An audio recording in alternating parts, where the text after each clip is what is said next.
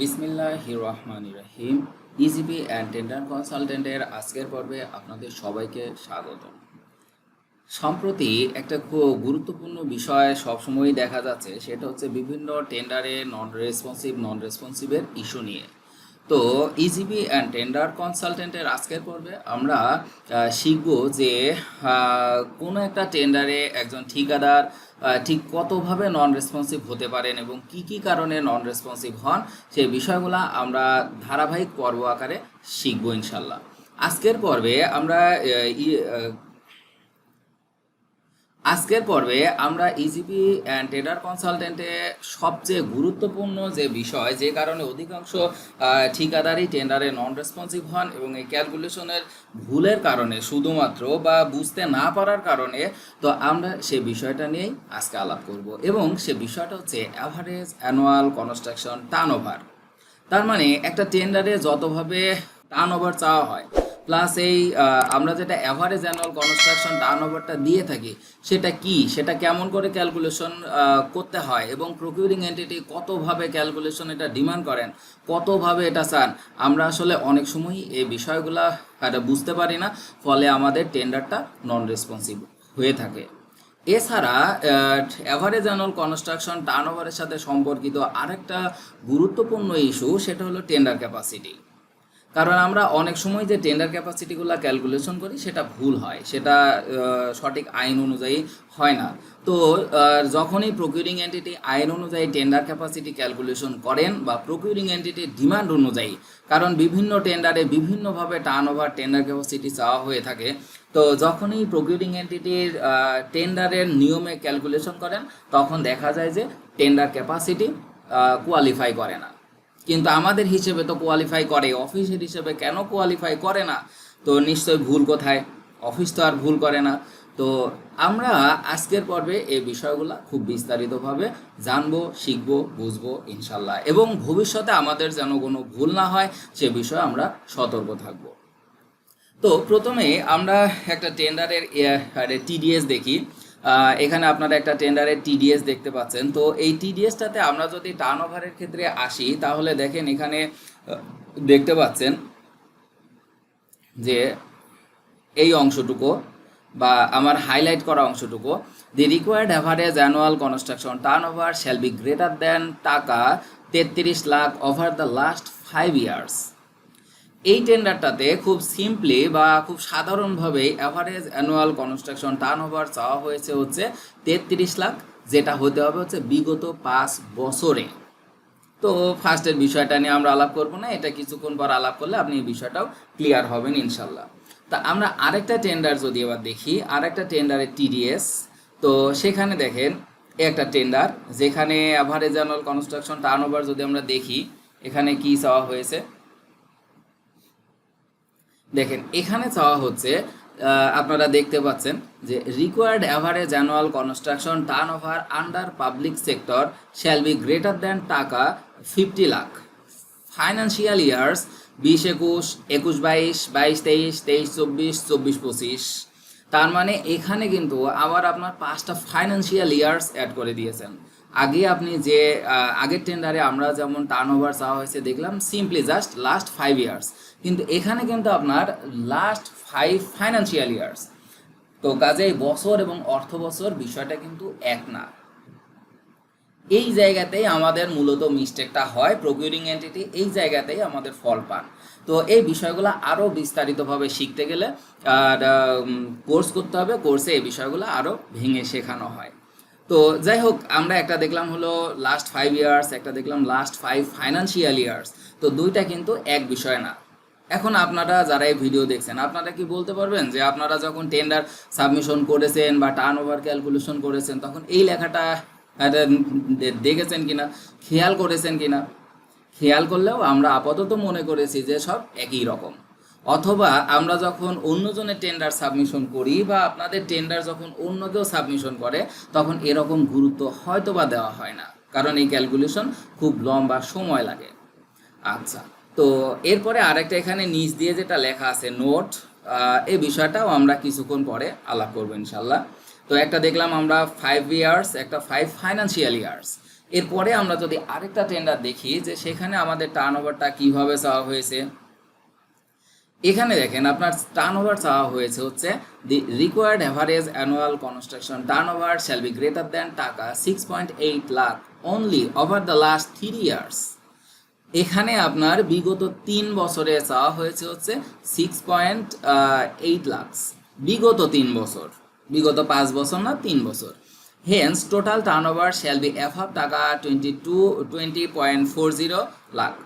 এইবার একটা যেটা লেখা আছে ব্র্যাকেটের মধ্যে সেটা হচ্ছে years counting backward from the date of publication of IFT in the newspaper. এই লেখাটার নিয়েই যত সমস্যা, কারণ এখানে কিন্তু আপনার অর্থ বছরও না, এখানে আপনার শুধু ক্যালেন্ডার বছরও না, এখানে যে বছরটা কাউন্ট হবে সেটা টেন্ডারের দিন থেকে বিগত 365 দিন করে 1 বছর করে করে আসবে।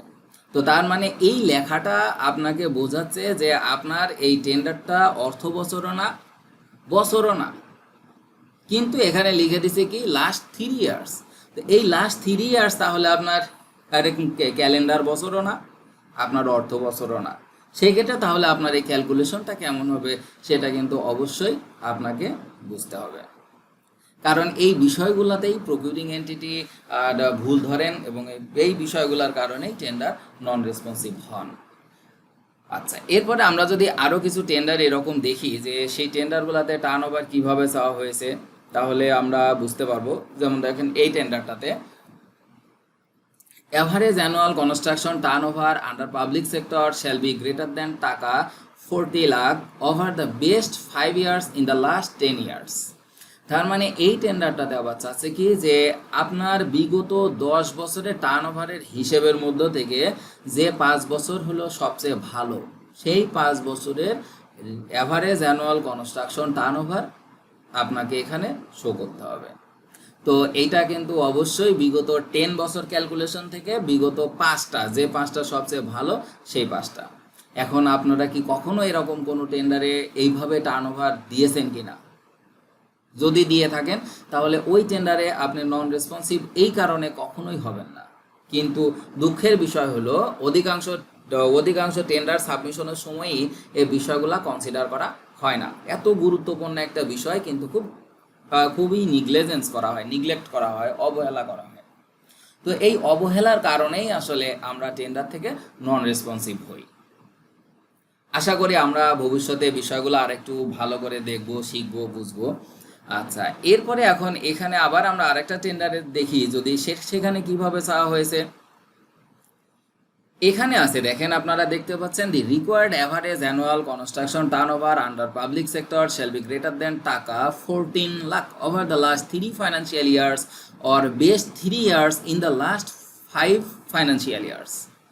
এখানে কিন্তু আপনার হচ্ছে বিগত 3 অর্থ বছর অথবা বিগত 5 অর্থ বছরের মধ্যে বেশ 3 অর্থ বছরের average annual construction turnover count করা হয়েছে। তো এই বিষয়টা কিন্তু অবশ্যই আপনাদের মানে কনসিডারেশনে রেখেই টেন্ডার সাবমিশনের পূর্বেই ক্যালকুলেশনগুলো করতে হয়। যেমন ধরেন যে কোনো টেন্ডার যদি হচ্ছে ওটিএম টেন্ডার সাবমিশনের সময় হলো 14 দিন, 21 দিন, 28 দিন। তো একটা টেন্ডার সাবমিশনের জন্য 28 দিন সময় দেওয়ার কি কোনো প্রয়োজন আছে? 28 দিন সময় আসলে কেন দেওয়া হয়? অথচ আমরা এই টেন্ডারগুলো সাবমিশন করতে কত অবহেলা করি। আর আমরা সবসময়ই বলি যে আসলে অফিস যাকে ইচ্ছা তাকে নন রেসপন্সিভ করে, যাকে ইচ্ছা তাকে না। এই কথাটার সাথে আমি সম্পূর্ণ ভিন্ন মত। কেন? কারণ আপনার ক্যালকুলেশন, আপনার টেন্ডার সাবমিশন যদি পিপিআর আইন অনুযায়ী এক্স্যাক্টলি হয়ে থাকে তাহলে কোনো প্রকিউরিং এন্টিটি আপনাকে নন রেসপন্সিভ করার এখতিয়ার রাখে না। নিশ্চয়ই আমাদের কোনো ফল্ট আছে, এই কারণেই আমাদের নন রেসপন্সিভ করা হয়, আমরা কিছু বলতে পারি না। তো আশা করি এই ফল্টগুলো আপনারা টেন্ডার সাবমিশনের সময় মানে করে নেবেন, খেয়াল রাখবেন এবং সেগুলোকে অবশ্যই আপনাকে আমলের আয় রাখতে হবে, রেখেই টেন্ডার সাবমিশন করতে হবে। আমরা যদি আরেকটা টেন্ডার দেখি তাহলে দেখেন এটা আমাদের লাস্ট। এখানে টার্নওভারটা কিভাবে আসলে চাওয়া হয়েছে। এখানে দেখেন লেখা আছে required average annual construction turnover shall be greater than টাকা 14 crore only over the last 5 financial years, best 5 financial years in the last 10 financial years, and in its support necessary payment certificate must be submitted along with the tender. তার মানে এখানে আবার একটু কথা add আছে যে আপনার 14 কোটি টাকা অ্যাভারেজ অ্যানুয়াল কনস্ট্রাকশন থাকতে হবে বিগত 10 বছরের মধ্যে 5 বছরের বেস্ট 5 বছরের অ্যাভারেজ। তার মানে 10 বছরের টার্নওভারই আমার হিসেব থাকতে হবে এবং তার মধ্যে থেকে যে 5 বছর বেস্ট হবে সেই 5 বছরেই আমার অ্যাভারেজ হলো 14 কোটি টাকা টার্নওভার হতে হবে। এবং এখানে একটা যে বিষয়টা দেওয়া হয়েছে সেটা হলো যে in it's support necessary payment certificate must be submitted along with the tender. তার মানে টার্নওভার বিষয়টা আসলে কি? এতক্ষণ আমরা টার্নওভার বিষয় তো মানে অনেক কিছুই দেখলাম যে বিভিন্ন টেন্ডারে কিভাবে টার্নওভারগুলো চাওয়া হয়। তো টার্নওভার মানে আসলে কি? টার্নওভার মানে হচ্ছে পেমেন্ট রিসিপ্ট, অর্থাৎ আপনি কত টাকা কাজ করে কত টাকা চেকে পেয়েছেন, আপনার চেক অ্যামাউন্টটা, আপনার ভ্যাট, আইটি, সিকিউরিটি এগুলো বাদে। তো এই বিষয়গুলা আপনি যখন কমপ্লিশন সার্টিফিকেট দিয়ে ক্যালকুলেশন করবেন তখন আপনার আইডেন্টিফাই করা সমস্যা হবে যে কত টাকা ভ্যাট কেটেছে, কত টাকা আইটি কেটেছে, কত টাকা অন্যান্য পারপাস কেটেছে, কর্তনগুলা বাদ দিতে হবে। এটা শুধুমাত্রই থাকে হচ্ছে পেমেন্ট সার্টিফিকেটে। আপনি কত টাকা বিল পেয়েছেন, কত কর্তন হয়েছে, তারপরে আপনার নিট প্রদত্ত অ্যামাউন্ট কত বা আপনার চেক অ্যামাউন্ট কত, এই বিষয়গুলো তো শুধুমাত্র পেমেন্ট সার্টিফিকেটেই থাকে। এই জন্যে পেমেন্ট সার্টিফিকেটে আপনার টার্নওভার ক্যালকুলেশন করার নিয়ম হচ্ছে পেমেন্ট সার্টিফিকেট থেকে। ওয়ার্ক কমপ্লিশন সার্টিফিকেট ব্যবহার হয় শুধু সিমিলার ওয়ার্কের ক্ষেত্রে, স্পেসিফিক বা জেনারেল এক্সপিরিয়েন্সের ক্ষেত্রে। আর টার্নওভারের ক্ষেত্রে সবসময় ইউজ হবে হচ্ছে আপনার এর ক্ষেত্রে অ্যাভারেজ অ্যানুয়াল কনস্ট্রাকশন টার্নওভার ক্যালকুলেশনের ক্ষেত্রে। তো এই যে এই বিষয়গুলা এখন আমরা যদি টেন্ডার সাবমিশনের আগে এই বিষয়গুলা হিসেব করে ক্যালকুলেশন করে টেন্ডার সাবমিশন করি তাহলে কোনো টেন্ডারেই নন রেসপন্সিভ হওয়ার কোনো সুযোগই থাকবে না। আমরা আজকের পর্বে একটা বিষয় নিয়ে শিখবো, আমরা আগামী পর্বগুলোতে যখন আরও বিষয়গুলো শিখবো, আপনি যদি কোনো টেন্ডার সাবমিশন করার সময় এই সকল বিষয়কে কাউন্টার করে টেন্ডার সাবমিশন করেন তাহলে আপনি কোনো টেন্ডার থেকে কখনোই নন রেসপন্সিভ হবেন না, গ্যারান্টেড। তো কাজেই আসলে আমাদেরই অনেক সময় ভুল হয়ে থাকে, আমরা বুঝি না, বুঝতে চাই না, দেখা যাচ্ছে অল্প সময়ের মধ্যে যে কোনোভাবে সাবমিশন করে দিই, ফলে আমরা নন রেসপন্সিভ হই, কিন্তু আমরা পরে দোষ অন্যজনকে দিই। এই বিষয়গুলা ভাই না করে আমরা যথাযথভাবে শিখব, আমরা বিষয়গুলা বুঝবো, আমরা ক্যালকুলেশন করব, তারপরে সময় নিয়ে আমরা টেন্ডারগুলা সাবমিশন করব আন্তরিকতার সহিত। তাহলেই আমাদের কাজ পাওয়ার সম্ভাবনা বাড়বে, কোনো প্রকিউরিং এন্টিটি কখনোই নন রেসপন্সিভ করতে পারবে না। তো ইজিপি অ্যান্ড টেন্ডার কনসালটেন্টে আপনারা যদি ইজিপি টেন্ডারিংয়ের উপরে বিস্তারিত কোর্স করেন, 8 দিন সুবিধাজনক সময়ে অনলাইন গুগল মিটের মাধ্যমে ক্লাস হয়, তাহলেই আপনারা এই বিষয়গুলো সহ টেন্ডারের A to Z আরও খুঁটিনাটি বিস্তারিতভাবে শিখতে পারবেন। আপনার ভিতরে আর কোনো প্রশ্নই থাকবে না ইনশাল্লাহ। এই সকল বিষয় আপনাদের খুব ভালোভাবে শিখিয়ে বুঝিয়ে দেওয়া হবে। আর আপনারা যদি কখনো ইজিপি টেন্ডার কনসালটেন্টের থেকে টেন্ডার সাবমিশন করিয়ে নিতে চান তাহলে মিনিমাম 3 দিন আগে বলতে হবে, কারণ হচ্ছে এই 3 দিনে আপনার এই টেন্ডারের চাহিদা তথ্য অনুযায়ী ক্যালকুলেশন করতে হবে, ডকুমেন্ট প্রিপারেশন করতে হবে, তারপরে আপনার টেন্ডার সাবমিশন করা হবে। এছাড়া একদিনে টেন্ডার সাবমিশন করে দেওয়া হয় না। এটা হলো ইজিপি অ্যান্ড টেন্ডার কনসালটেন্টের বৈশিষ্ট্য। সেবায় বিশ্বাসী, আন্তরিকতায় বিশ্বাসী। আন্তরিকতার শতভাগ, আপনি কাজ পাবেন কি পাবেন না সেটা আপনার তকদির, কিন্তু আন্তরিকতার কোনো কমতি থাকবে না ইনশাল্লাহ। তো যদি আপনারা ইজিপি টেন্ডারিংয়ের উপরে বিস্তারিত কোর্স করতে চান তাহলে অবশ্যই স্ক্রিনে প্রদত্ত নাম্বারে যোগাযোগ করবেন, কারণ শেখার কোনো বিকল্প নাই। আপনি যতটুকু শিখলেন ততটুকু সফলতার দিকে এগিয়ে গেলেন। সফলতার জন্য আপনাকে অবশ্যই শিখতে হবে। শেখা ছাড়া সফলতার পথ চেনাটা খুব কঠিন। তো এই ব্যাপারটা আমরা শিখলাম। এখন এবার এটা হলো আমাদের টার্নওভার চাওয়া হয়। এখন টার্নওভারের পরে আমাদের দেখেন যে প্রত্যেকটাতে আবার টেন্ডার ক্যাপাসিটি চাওয়া হয়। মিনিমাম ক্যাপাসিটি শ্যাল বি টাকা এত, এটা প্রত্যেকটাতে সেম লেখা থাকে। মিনিমাম ক্যাপাসিটি শ্যাল বি এত লাখ, তারপরে হচ্ছে আমরা যতগুলা দেখবো সবগুলা মিনিমাম ক্যাপাসিটি শ্যাল বি এত লাখ, এবং এখানে একটা ফর্মুলার মাধ্যমে বিষয়টা বলা আছে। তো আমরা এই ফর্মুলার মাধ্যমে এই বিষয়টা শিখতে পারবো। এখন কথা হলো এই ফর্মুলাতে তাহলে এ, এন এবং বি তিনটা চলক আছে। এই চলকের মানগুলা জানতে আবার অনেক অনেক সময়ই সমস্যা হয়, এটা নিয়ে অনেক কনফিউশনও থাকে। আমরা সামনের দিন এটা নিয়ে আবার আলাপ করবো ইনশাল্লাহ। তো এখন এই টার্ন ওভারের সাথে টেন্ডার ক্যাপাসিটিটা সম্পর্কযুক্ত। কেমন করে? কারণ হচ্ছে এই যে এ এর জন্য এটা এ হচ্ছে কি টেন্ডার ক্যাপাসিটিতে এটা কি এ হচ্ছে আপনার টার্ন ওভার। আপনি 5 বছর 10 বছর 3 বছরে যেটাই করেন না কেন, এই বছরগুলোর মধ্যে যে বছরে সর্বোচ্চ হবে সেটাই আসলে এর মান। তাহলে আমার টার্ন ওভার ক্যালকুলেশন যদি সঠিক না হয়, আমার টেন্ডার ক্যাপাসিটিও সঠিক হবে না, 1 নম্বর বিষয়। 2 নম্বর বিষয় হচ্ছে যদি বছর বা অর্থ বছর ধরে চাওয়া হয়, সাপোজ আপনারা কোনো ক্যালকুলেশন না করে এমনি যদি টেন্ডার সাবমিশন করে দেন, আর প্রকিউরিং এন্টিটি কোনো কারণে যদি ইয়ার ধরে শুধুমাত্র লাস্ট 5 ইয়ার্স, এবং আপনি যদি ফাইন্যান্সিয়াল ইয়ার ধরে ক্যালকুলেশন করেন, তাহলে টার্ন ওভার আপনার 1 থাকলেও টেন্ডার ক্যাপাসিটি কখনোই 1 হবে না।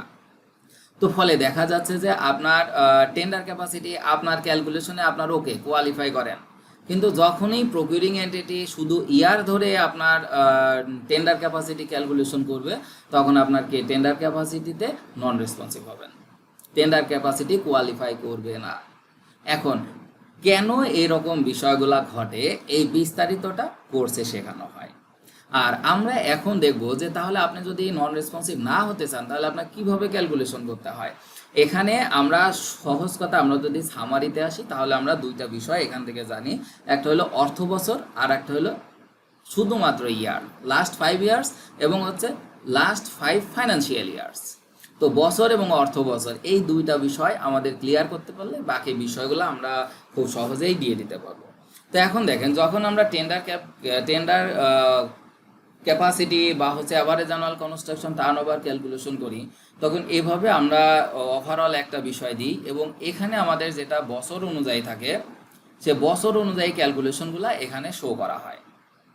তো ফলে এটাতে কখনোই কোনো সমস্যা হয় না, একেবারে টু দ্য পয়েন্ট এবং নিয়ম অনুযায়ী পারফেক্টভাবে উপস্থাপন করা হয়। ফলে এই টেন্ডার এই কারণে কখনোই নন রেসপন্সিভ হবে না।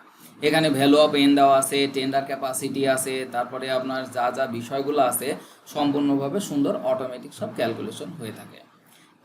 এই শীটটা ব্যবহার করা হয় হচ্ছে শুধু ফাইন্যান্সিয়াল ইয়ারের জন্য। যদি আপনার ফাইন্যান্সিয়াল ইয়ার থাকে, তখনই শুধুমাত্র আপনার এই ক্যালকুলেশনটা এই শীট আকারে উপস্থাপন করা হয়।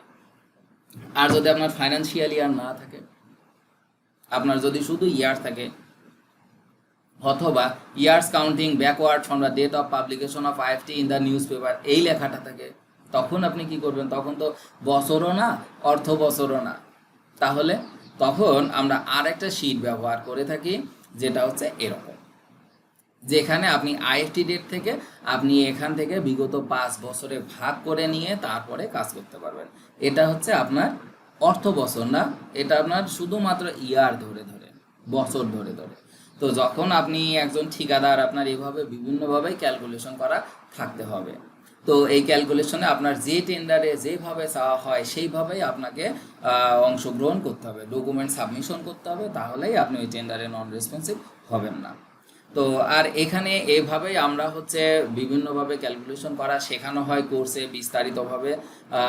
এর থেকেও আরও আপডেটেড কিছু থাকলে আপডেটেড শিট দিয়ে পরে আরও শেখানো হয়, নিজস্ব তৈরি শিট দিয়ে, সময় দিয়ে, একা 1-to-1 ক্লাসের মাধ্যমে এগুলা বুঝিয়ে দেওয়া হয়। তো ফলে আপনি এইভাবে শিখলে কখনোই আপনি কোনো টেন্ডারে নন রেসপন্সিভ হবেন না ইনশাল্লাহ। আচ্ছা, এরপরেও যদি আপনাকে নন রেসপন্সিভ করে, তখন পিপিআর বিধি 65 অনুযায়ী, 65 অনুযায়ী, বিধি 35 অনুযায়ী আপনি জিজ্ঞাসা করতে পারবেন যে আপনি কেন নন রেসপন্সিভ হলেন। আপনি কারণটা অবশ্যই জানতে চাইতে পারবেন এবং আপনাকে প্রশ্ন করতে হবে। তো এইভাবে ক্যালকুলেশন সহ যদি আপনি বিস্তারিতভাবে টেন্ডার সাবমিশন করে থাকেন, তাহলে অবশ্যই আপনার টেন্ডার রেসপন্সিভ হবে, কখনোই আপনার টেন্ডার নন রেসপন্সিভ হবে না। আশা করি সবাই বুঝতে পেরেছেন। সবার জন্য শেষে একটা প্রশ্ন থাকবে। আমি এখানে আপনাদের average annual construction turnover, tender capacity এবং তার ক্যালকুলেশনের যে ফর্মুলার কিছু একটা অংশ দেখালাম। অ্যাভারেজ অ্যানুয়াল কনস্ট্রাকশন টার্নওভার ক্যালকুলেশনের ভিডিও আমার চ্যানেলে আছে, আপনারা দেখে নিতে পারেন। তা আপনাদের জন্য যে প্রশ্নটা এখানে শেখানোর মাঝে আপনাদের আরেকটা গুরুত্বপূর্ণ বিষয় স্কিপ করা আছে। অ্যাভারেজ অ্যানুয়াল কনস্ট্রাকশন টার্নওভার যখন ক্যালকুলেশন করবেন তখন খুব সিম্পলি একটা বিষয় কিন্তু খুব গুরুত্বপূর্ণ বিষয়টা নিয়ে আমি কথা বলি নাই, কিন্তু অনেকবার উচ্চারণ করেছি। আপনারা যারা মনে করেন যে আপনার টেন্ডার সঠিক তারপরেও আপনাকে নন রেসপন্সিভ করে দেওয়া হয়েছে, দয়া করে এই প্রশ্নটার উত্তর দিবেন, কোন বিষয়টা এই ভিডিওতে আলোচনা করা হলো না। আর আপনারা যদি সঠিকভাবে বা পিপিআর 2025-এর আলোকে এসএলটি অ্যানালাইসিসের মাধ্যমে টেন্ডার সাবমিশন কোর্স করতে চান অথবা টেন্ডার সাবমিশন শিখতে চান, তাহলে স্ক্রিনে প্রদত্ত নাম্বারে যোগাযোগ করবেন। সবচেয়ে ভালোভাবে বিস্তারিতভাবে শিখতে পারবেন। আপনার টেন্ডার কখনোই নন রেসপন্সিভ হবে না ইনশাল্লাহ। তো ইজিবি অ্যান্ড টেন্ডার কনসালটেন্টের আজকের পর্বে এ পর্যন্তই। টেন্ডার নন রেসপন্সিভ হওয়ার আরও যে কারণগুলো আছে আমরা সামনের ভিডিওগুলোতে ধারাবাহিকভাবে শিখতে থাকবো ইনশাল্লাহ। তো কোনো প্রশ্ন বা জিজ্ঞাসায় অবশ্যই কমেন্ট করবেন। ইজিবি অ্যান্ড টেন্ডার কনসালটেন্ট চ্যানেলটি সাবস্ক্রাইব করে সঙ্গে থাকবেন। সবাইকে ধন্যবাদ। আসসালামু আলাইকুম।